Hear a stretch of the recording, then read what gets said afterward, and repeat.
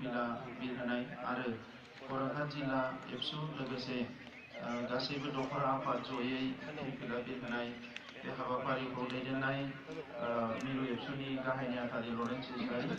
बे हाबाफारियाव बाहागो लानो हानाय मिरु एबसुनि लेङाइ आफादगिरि रमिय नार्जारि लेङाइ आफादगिरि दिपेन बर' बोसोनगिरि मनेस्वर दैमारिजों लोगोसे मिरु एबसुनि गासैबो बिबानगिरि लोगोफोर दुलाराय बर' फरायसा आफादनि गुबुन गुबुन जिल्लानि बाहागो लाफैनो हानाय आफादगिरि गाहाय नेहाथारि आरो जिल्लानि दैदेनगिरि लोगोफोर गलाघाट जिल्लानि गासैबो दखरानि बिबानगिरि मावथि लोगोफोर बाहागो लानो हानाय हारिमु हान्जानि सोद्रोमा नोंथांमोन आरो बानजाय आफादजों लोगोसे गुबुन गुबुन आयदानि फंबाय बिनानावमोन बे समाव आङो बयनोबो दुलाराय बर' फरायसा आफादनि 52थि बे गायसननाय साननि जोंनि जि उरियामघाट धनस्रि साब डिभिजनाव जोङो बे रंजालि नोगोराव जि फालिनो लादों बे फालिनाय हाबाफारिनि गेजेरजों जोंनि दुलाराय बर' माहारिनि साफ्रोमबो बर' फिसाफोरनिसिम आङो गोरबोनि गाहाम हामलायनाय बावहरदों आरो दिनैनि समाव दुलाराय बर' फरायसा आफादाव बिबान लानानै थानाय गासैबो एबसुनि बिबानगिरिफोरनिसिम आङो बयनोबो गाहाम हामलायनाय बावहरदों आरो कंग्रेचुलेसन्स होदों जे जोङो बयबो दिनै दुलाराय बर' फरायसा आफादनि बे 52 बोसोरनि जोनोम बयबो साखि जानो हादों आरो बे समाव जोङो बयबो दुलाराय बर' फरायसा आफादखौ अनसायनो एबा दुलाराय बर' फरायसा आफादनि जानानै हारि सिबिनो हाबा मोनदों आरो खाबु मोनदों बेनि थाखायनो आं बयनिसिमबो बे समाव गोसो गोरबोनिफ्राय रंजानाय गोजोननाय आरो गाहाम हामलायनायखौ बावहरो बे हाबाफारिनि गेजेरजों बे दुलाराय बर' फरायसा आफादनि 52 बोसोर जि गोलाव सम बे गोलाव समाव जिखिनि सुबुङा जिखिनि दैदेनगिरिफोरा बे दुलाराय बर' फरायसा आफादाव हाबा मावनानै रुंसारि जालांबाय एबा मुंख्लं जालांबाय बिथांमोनखौ बयखौबो बे समाव जोङो गोसोखांदों गुबैयै मानेस्वर बसुमतारी जोंनि गायसनजेननाय आफादगिरि अन्केश्वर नार्जारि गायसनजेननाय गाहाय नेहाथारि बिथांमोना सानैबो रुंसारि जालांबाय बिथांमोननिसिम जोङो बे समाव आर'ज गाबदों बिथांमोननि जिउआ सोरगोआव आलो गोजोनै थायो बर' हारिनि सासे गेदेमा बर' माहारिनि बिफा बड'फा उपेन्द्र ब्रह्म बिथाङाबो दुलाराय बर' फरायसा आफादनि आफादगिरिनि बिबानखौ रुजुनदोंमोन आरो आफादगिरिनि बिबानखौ रुजुनानै बर' हारिखौ बुहुमाव गेरेमसा माहारि महरै गायसननो गासैबो सोबख'नाय नासयनाय गादबनाय थगायजानायनिफ्राय उदां खालामनो आलादा रायजो बिनानै सोमावसारनायखौ बिथाङा जुरिदोंमोन बिथाङा जोंनि गेजेराव गैलिया बिथांनि जि सोरगोआरि जिउ बे गेदेमा जिउनिसिम जोङो बे समाव खुलुमनाय बावहरदों बिथाङा सोरगोआव अरायसम आलो गोजोनै थानो जायगा मोनथों आरो बिथांनि आद्रा थालांनाय जि सिमां जि हाबाफारिफोर बेखौ मावफुंनानै बुहुमाव बर'खौ बयजोंबो अनसायजानाय बयजोंबो मानिजानाय बयजोंबो मोजां मोनजानाय मोनसे हारि मोनसे गेदेमा हारि महरै गायसननो गेरेमसा हारि महरै गायसननो बिथाङा जोंनो अराय थुलुंगा हरबाय थायो आलादा रायजो बड'लेण्ड सोरजिनायाव बिथाङा जोंखौ अरायसम थुलुंगा हरबाय थायो गासैबो जि थासारि जुजिनां थासारि बायदिसिना थासारिजों जुजिनानै सुथुरफोरजों जुजिनानै बर' हारि उदां खालामनायाव जोंखौ अरायसम बिथाङा थुलुंगा हरबाय थागोन जोंनि गोदान जोलैखौ आं बिथांनिसिम आर'ज गाबहरो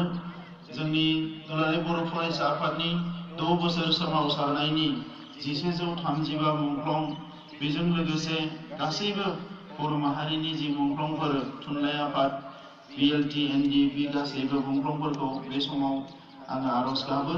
जे बिथांमोननि जि सेक्रिफाइस जि सुप्रिम मोनसे सेक्रिफाइस गावबा गावनि जिउखौ बावसोमनाय बिनि थाखायनो बर' हारिया दिनै मुलुगाव थांनानै दङ बिथांमोना जेरावनो थाया मानो अराय आलो गोजोनै थायो बिनि थाखाय बिथांमोननिसिमबो आर'ज गाबहरबाय गासैबो मुंख्लं नखरनि खाथियाव खर' गंग्लायनानै खुलुमनाय बावहरदों जे बिथांमोना मुंख्लं नखरफ्रा जोंहा जोबोद दुखु मोननांदों बिथांमोननि खाथियाव जोंनि दुखु मोनफानाय गोरबोनिफ्राय जोङो फोरमायहरबाय। बे गोलाव सम दुलाराय बर' फरायसा आफादनि सोमावसारनाय जांख्रिखांनाय हारि दानायनि हाबा मावनायाव गावखौनो बाउसोमनाय बर'नि माखासे जोहोलावफोर जोहोलावजोफोर, जोंनि फरायसाफोर, गासै थाखोनि सुबुंफोर, जोंनि बिमाफोर, जोंनि रायजो राजाफोर, जोंनि माहारिनि गासैबो थाखोनि मेलेमजिबि लाइमोन गासैबो थाखोनि सुबुंफोर जायफ्रानिकि दुलाराय बर' फरायसा आफादखौ बे 52 बोसोराव अनसायबोबाय, जोथोन लाबोबाय, गासैबो बिथिङाव हाबा मावनायाव मदद होबोबाय, बिथांमोननिसिम आङो बे समाव खर' गंग्लायै खुलुमनाय बावहरो आरो गासैबो दाय दसफोरनि थाखाय आङो निमाहा बियो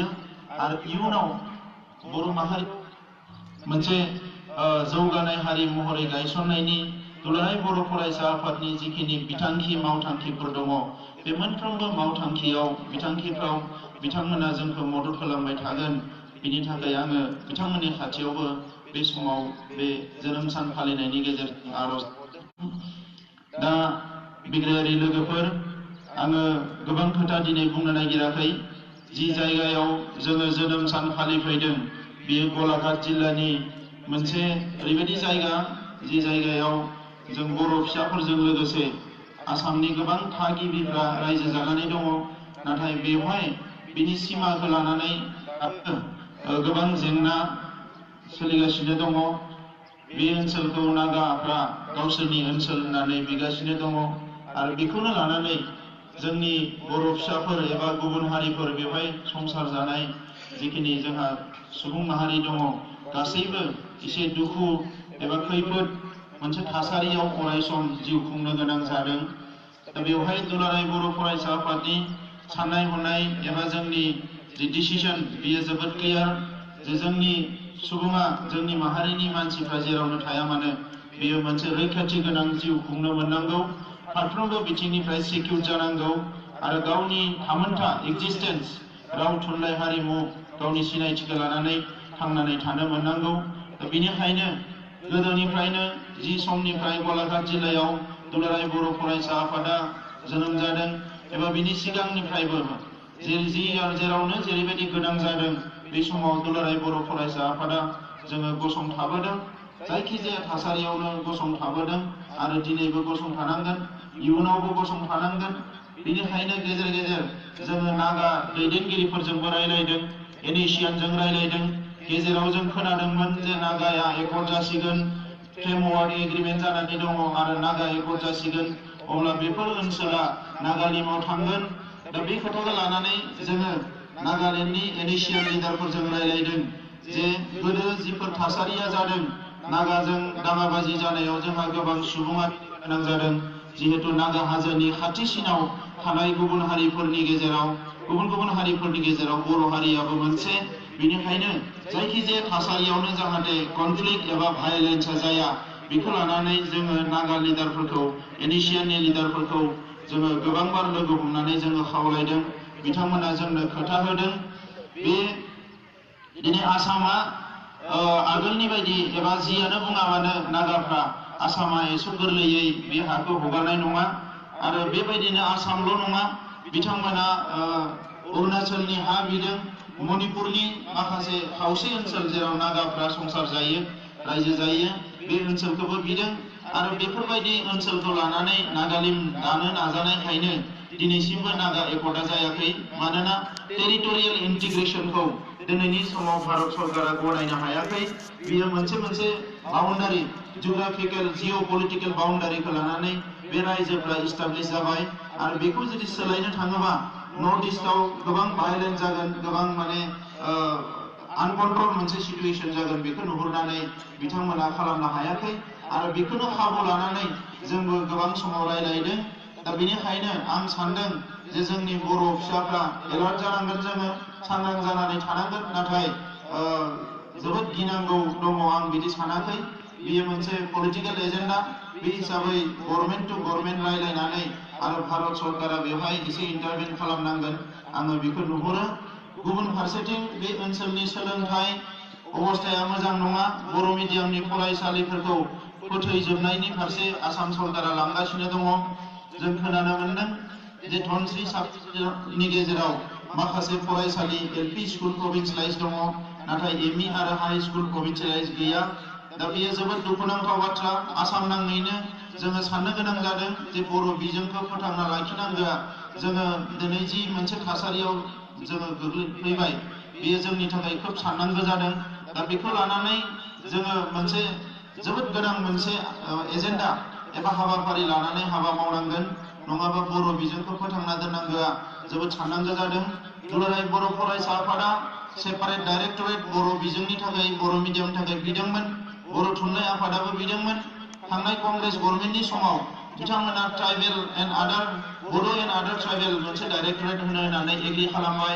अफिस मेम'रेन्डाम बानायबाय गासैखौबो एग्रि जाबाय नाथाय बिजेपि गभर्नमेन्ट फैनायनि उनाव बेखौ मोनसे सेल बानायनानै होबाय दा जों मिथिनो मोनदों सेलनिफ्राय बे सेलाव थानाय अफिसारा जेखौ मिथिहोदों बिथांमोना जेबो खामानिखौनो मावनो हायाखै दा बेनिखायनो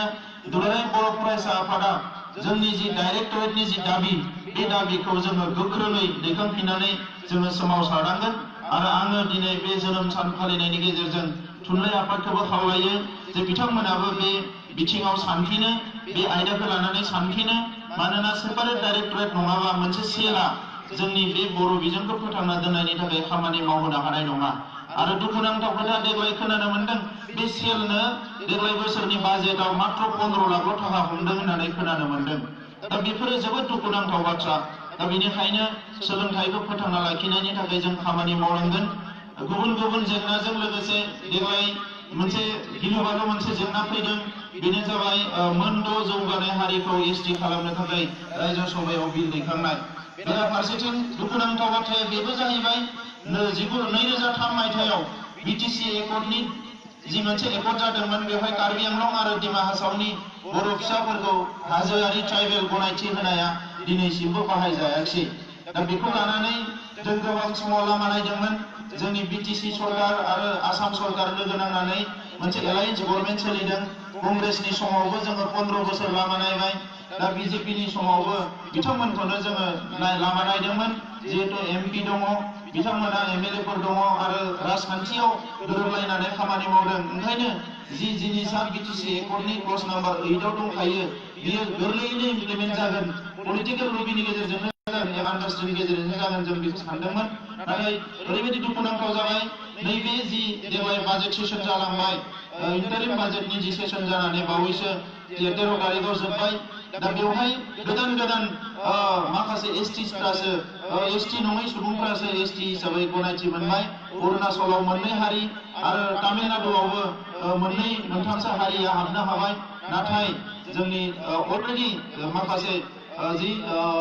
रिजल्ट जाखानाय इस्यु बियो इमप्लिमेन्टेसन जायाखै दा बियो दुखुनांथाव जाबाय दा दुलाराय बर' फरायसा आफादा बिथांमोननि सायावनो लामा नायनानै जों दङमोन नाथाय दिनै बे जोनोम सान फालिनायनि गेजेरजों आङो बेखौनो फोसावनो सानदों जे दुलाराय बर' फरायसा आफादाबो बे एजेन्डाखौ जों फिन जोंनि प्रायोरिटि एजेन्डा हिसाबै लानानै जों खामानि मावसिगोन जेब्लायसिम कार्बि आंलं आरो डिमा हासावनि बर' फिसाफोरनि एसटि हिल्स जानांगौनि खामानिया मावफुंजाया बै समसिम दुलाराय बर' फरायसा आफादा बेखौ जोङो आगोलनि बायदिनो जोंनि प्रायोरिटि मोनसे डिमान्ड हिसाबै लानानै जोङो भारत सरकारजों खामानि मावगोन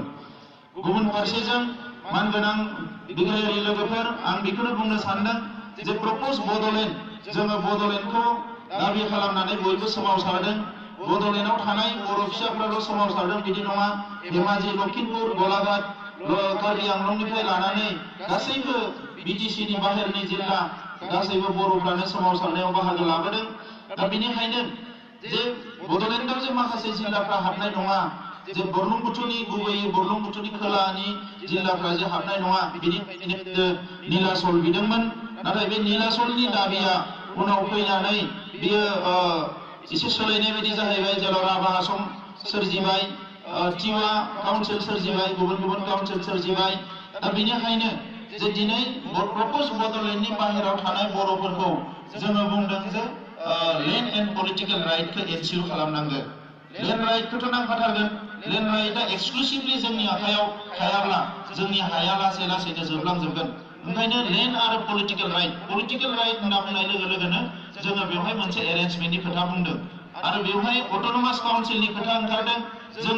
जों सानदों जे जि काउन्सिलानो जाया मानो बेयो जुदि कन्स्टिटिउसनेल मोनसे बडि जायाब्ला बेवहाय जुदि बाजेट प्रभिजन थायाबा बेखौ अराय सम गभर्नमेन्टआ गावसोरनि माने जाय पावाराव थायो बे पार्टिया गावसोरनि गोसो बायदि बाहायगोन दा बेनिखायनो जे जोङो गभर्नमेन्टखौ खावलायदों जे प्रप'ज बड'लेण्डनि बाहेरनि थाखाय बेवहाय मोनसे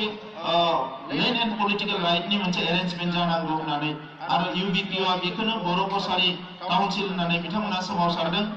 जों बिथांमोनजों दाबिखौ लानानै जेबो जोंहा डिफारेन्स गैया खालि खोथाया बेल' जे सिमाखौ लानानै बिथांमोना बिटिसिनि बाहेरनि होननानै मोनसे सिमा खादों आरो दुलाराय बर' फरायसा आफाद NDB progressive people joint action committee आरो बड'लेण्ड सोमावसारनाया संकुस्त' सदिया जागासिनो दङ दा बेनिखायनो फैबाय थानाय समाव जोङो जेब्ला नांगौ जायो बिथांमोनजों जोङो रायलायगोन थांनाय समावबो जों रायलायबोदों आरो भारत सरकार आसाम सरकार बिथांमोननि माखासे एजेन्सिसफोरजों रायलायनाया सोलिगासिनो दङ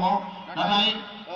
नैबे जे गभर्नमेन्ट जोबफैबाय भारत सरकार जोबफैबाय दा बे समाव जि आद्रा सान माखासे दङ बेखिनिनि गेजेराव जे माबा मोनसे मोजां एकर्ड जागोन जों बेखौ बुंनो हाया थेवबो जों लामा नायदों बावैसो राजनाथ सिंहखौ दिल्लीयाव लोगो मोनदोंमोन नैबे 6 कमिउनिटिनि इस्युखौ लानानै आरो बेवहायनो माखासे खोथा रायलायनाय जादों आरो बिथाङा खोथा होदों जे खम समनि गेजेरावनो नोंथांमोनजों रायलायनानै नोंथांमोननि गासैबो डिमान्डखौ जोङो मोनसे मोजाङै मा खालामनो हायो बिनि सायाव मोनसे जों मोजां खोथा होगोन जों रायलायगोन मोजाङै सरसा खालामगोन बे खोथाखौ बुंदों दा बेनिखायनो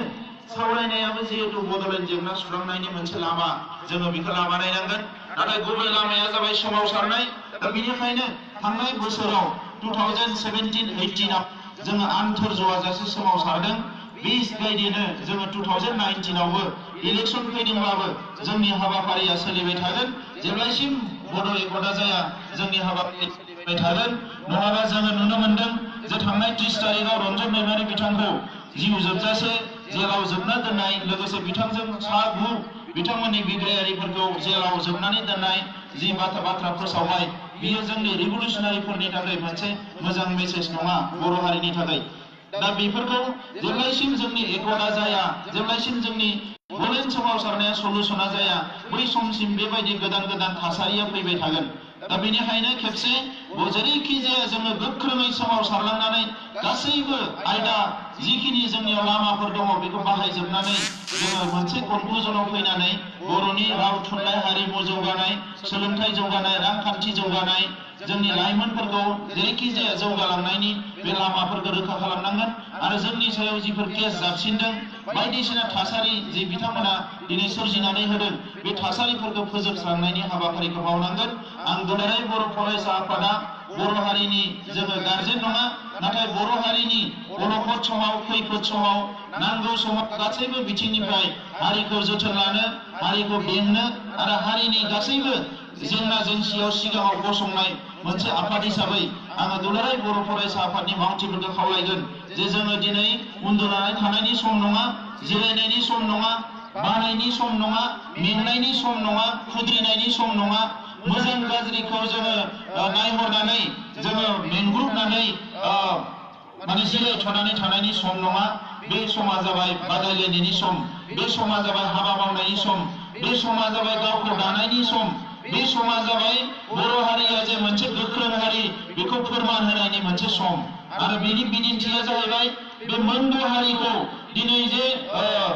एसटि जानायनिफ्राय होबथादों बेवहाय आसामनि ट्राइबेलफोरनि गेजेराव मैखोम रलखौ लादों बर'फ्रासो आरो जोंनि लोगोआव एमपि गैयाबाबो एमएलए गैयाबाबो दिनै बिग्रायारिफ्रा गणतान्त्रिक शक्तिखौ दिन्थिनानै जोङो दिनै बे हाबाफारिफोरखौ मावफुंनो हादों बेनिखायनो आङो गासैबो जोंनि बिग्रायारिफोरखौ खावलायगोन जे बर' हारिनि सिनस्रि हिसाबै दुलाराय बर' फरायसा आफादा बर' हारिखौ बेंग्रा मोनसे प्रहरी मोनसे पाइकी हान्जा हिसाबै जों अराय सम गोख्रों जानानै थानांगोन आङो जोबोद मोजां मोनदों जोंनि मावथि बिबानगिरिफ्रा मोनफ्रोमबो जिल्लायाव जौ जुवाजों जुजिदों बायदिसिना गेना गोरोन्थिफोर समाजनि एन्टि ससियेल एलिमेन्टफोर एन्टि ससियेल एक्टिभिटिफोरजों गोख्रोङै जुजिदों आरो बेखौनो जों बयबो हास्थायदोंमोन दुलाराय बर' फरायसा आफादनि सिगांनि गायसनजेननाय आफादगिरि एबा बड'फा उपेन्द्रनाथ ब्रह्म बिथांमोनाबो हयथ' बेखौनो लुबैदोंमोन। दा बेनिखायनो आङो नोंथांमोनखौ साबायखर बावो। जौ जुवा खोमसि फोथायनाय बे गासैखौबो जोङो जाहाथे बर' हारिनिफ्राय अराय समनि थाखाय बिदाय होनो हायो, बिनि थाखाय सानफ्रोमबो खामानि मावनो थाखाय आं नोंथांमोनखौ खावलायो। आरो बेजों लोगोसे मरेलिटि मरेल फ्रेमखौ जोङो गोख्रों खालामनांगोन जोंनि बर' लाइमोनफोरनि गेजेराव। दिनै फेसबुक टुइटार बायदिसिना डिबेट जायो, सोरबा जेनो सोरबा देरहायो, बेवहाय जोङो नोजोर होनांगोन जाहाथे जों आनकनस्टिटिउसनेल खोथाफोरखौ बुंनानै जोंनि मान इज्जतफोरखौ जोङो जाहाथे सेस खालामा। सोरबाया गोरोन्थिखौ मावथों, नाथाय जों गोरोन्थि मावनो नाङा। थांनाय 30-40 बोसोरनि रिभलिउसना जोंखौ बेखौनो फोरोंदों। दिनै बयबो दुलाराय बर' फरायसा आफादखौ नोजोर होयो, आसामावल' नङा नर्थ इस्ट इण्डियायाव। बिथांमोना नेस'आव जोंखौ जायगा होआखैमोन। बिथाङा आसामनि फरायसा आफादाल' बेयाव थांनानै नेस'आव खामानि मावदोंमोन। नाथाय दिनै जि अलखद सम फैबाय, सिटिजेनशिप एमेन्डमेन्ट बिल बायदिसिनाफोरखौ लानानै बिथांमोना हांख्रायनानै दिनै दुलाराय बर' फरायसा आफादखौ जायगा होनो गोनां जादों। दा बे दुलाराय बर' फरायसा आफादनि गोख्रोङै हाबा मावनायनि थाखाय, गावनि सायाव फोथायनाय लानायनि थाखाय आरो गासैबो गेना गोरोन्थि एबा चेलेन्जेसफोरखौ नेवसिनानै आवगायलांनायनि थाखाय दिनै दुलाराय नर्थ इस्टआवनो दुलाराय बर' फरायसा आफादखौ नेस' बायदि मोनसे जे ग्रुप, बे ग्रुपनि दैदेनगिरिफ्रा बरायनो गोनां जादों। दा बेनिखायनो मावथि लोगोफोर, जों गावनि सायाव फोथायनाय लानांगोन, हारिनि सायाव फोथायनाय लानांगोन आरो गावनि जि केपासिटि, गोसो गोरबो, बिनि सायाव जों फोथायनाय लानांगोन। आरो मरेल फ्रेमनि खोथाखौ आं बिनिखायनो बुंदों जे आं बर' फिसा, आं दुलाराय बर' फरायसा आफादनि मावथि, आंना गोरोन्थि एबा गोरोन्थि खामानि मावा, गोरोन्थि लामाजों थाङा, आं नंखाय बाथ्रा बुङा, आङो जौ लोंनानै बायदिसिना गाज्रि खामानि मावनानै आं गावजों लोगोसे गावनि न'खर आरो हारिखौ माब्लाबाबो अलखदाव खोख्लैया। बे समायखिराखौ जाहाथे बयबो दिनै लायो, आं बेखौनो खावलायबाय। आरो बे दिनै बे गलाघाट जिल्लानि नागा बरदाराव थानाय बर' फिसाफोरनि जि अलखदनि खोथा, बायदिसिना दुखु जारला जेंनानि खोथा, बेखौ गलाघाट जिल्ला एबसुनिफ्राय जोङो सम सम मिथिबाय थायो। दा जोंहा CWC दङ, बेवहाय जों गोबां खोथा रायज्लायबावगोन। दिनै जोनोम सान फालिनायनि गेजेरजों बेखिनि खोथाखौनो बुंबाय। दुलाराय बर' फरायसा आफादखौ अराय सम फोथांनानै लाखिनांगोन। बेयो जोंनि साफ्रोमबो दुलाराय बर' फरायसा आफादनि मावथिफोरनि बिबान, लोगोसे बर' माहारिनिनो बिबान। जायखिजाया अलखद समाव हारिनि थाखाय गसंनो, हारिनि थाखाय हाबा मावनो जोंनो मोनसे आफाद नांगोन, जि आफादानिकि खुनु मोनसे सक्तिजों गमायाजासे, बे गावनिनो जाथों मालायनियानो जाथों, जोंहा खामानि मावलांबाय थानो हायो। बेबायदि मोनसे सक्ति, गणतान्त्रिक सक्तिखौ जोङो फोथांनानै दोननांगोन। बेनो जाबाय दुलाराय बर' फरायसा आफाद। दुलाराय बर' फरायसा आफादा गावहा आइडियोलजि दङ, गावहा प्रिन्सिपल दङ, गावहा एम एन्ड अबजेक्टिभ दङ। आरो आथिखालाव जोङो गोदान गोदान मिशन जोङो लानानै खामानि मावदों। थां माव जौगा, बेखौ जों गल्डेन जुबलियाव जोङो फोसावदों। जोङो बावैसो जोंनि जथुम्मा जालांबाय, जों बेवहाय बुंदों जे जोङो बयबो गोजोन आरो मोनसे मा होनो पिसफुल एन्ड मोनसे रेसपन्सिभ बिबान गोनां मोनसे समाज दानाय, जोङो बेखौ बर' हारिनि गेजेराव फोसावदों। जों साफ्रोमबो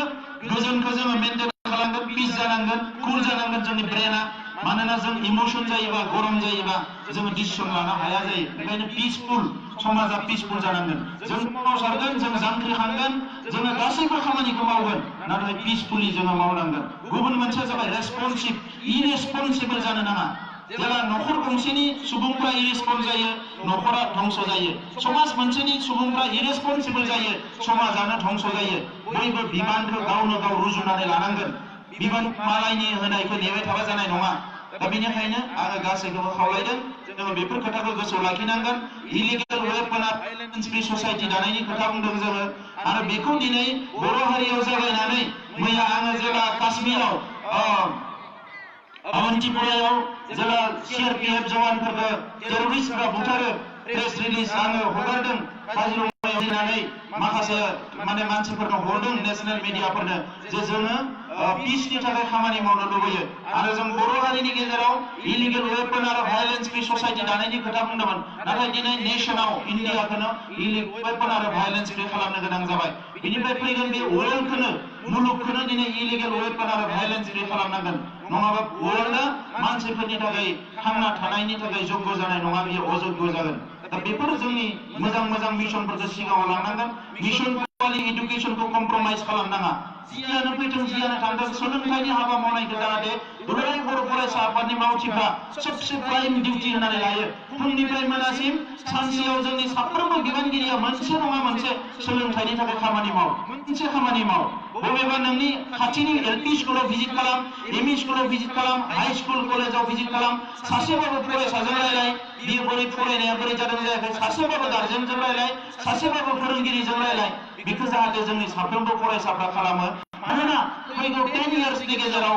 जि चेलेन्ज फैगासिनो दङ साइन्स एन्ड टेक्न'लजि इक'नमि पलिटिक्सनि जि चेलेन्ज फैदों बेवहाय थांनानै थानांगौबा बेयाव गाबथानांगौबा बेयाव जौगानांगौबा एकमात्र अस्त्रआनो जाबाय टुलानो जाबाय जोंनि आइजेंआनो जाबाय आगजुआनो जाबाय सोलोंथाइ बेखायनो जेरैखि जाया 10 बोसोरनि गेजेराव जोङो साफ्रोमबो बर' फिसाया जाहाथे क्वालिटि एजुकेसन लानो हायो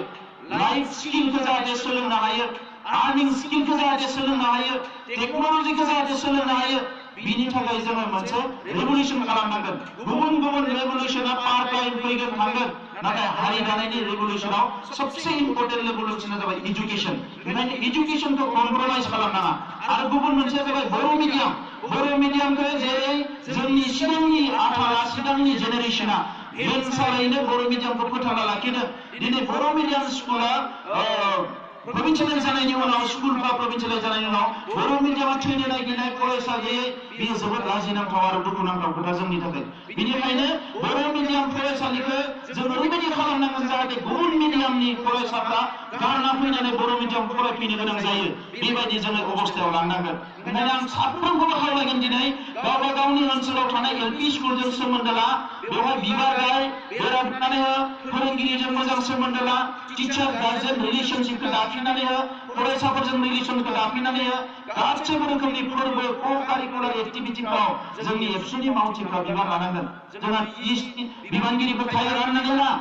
20 बिबानगिरिनि गेजेराव लेङाइ आफादगिरिया गंसे स्कुल ला फर्स सेक्रेटारिफ्रा गंसे ला पाब्लिक रिलेशन सेक्रेटारिया गंसे ला नेहाथारिया गंसे ला स्पिकारा गंसे ला बोसोनगिरिया गंसे ला जों राननानै गंसे स्कुल ला आरो जों खामानि माव जोङो सोलोंथाइखौ जायखिजाया दावगालांनांगोन नङाबा दिनै जेरैबायदि जौगानाय हारिफ्रा एसटि जानो नागिरदों मानो नागिरदों बे रिजार्भेसनफोरनि माने जि मोनसे फेसिलिटिस बियो बेसेबां गोबाव थागोन बेखौ जों बुंनो हाया ओंखायनो उइदाउट एनि रिजार्भेसना था बेसेबां समसिम थागोन बेखौ जों मिथिया नाथाय बर' हारिया जे मुलुगाव जोङो रावनिबो गेजेर नङा रावनिबो गाहायाव नङा बेखौ फोरमान खालामनो थाखाय नैबे जेनेरेसना जुदि नाजायोबा उइदिन 10 इयार्स जोङो बर' हारिखौ चेन्ज खालामनो हायो बेखौ जाहाथे बयबो बिश्वासाव लायो बेखिनि खोथाखौनो बुंनानै दिनै 52थि जोनोम सान फालिनाय लोगोसे गलाघाट जिल्ला एबसुनि जे बोसोरारि जथुम्मा बे जयै बेयाव खुंनाय जादों जाय बिथांमोना जोबोद खस्थ' खालामनानै बे हाबाफारिखौ मावफुंदों बिथांमोननि थाखाय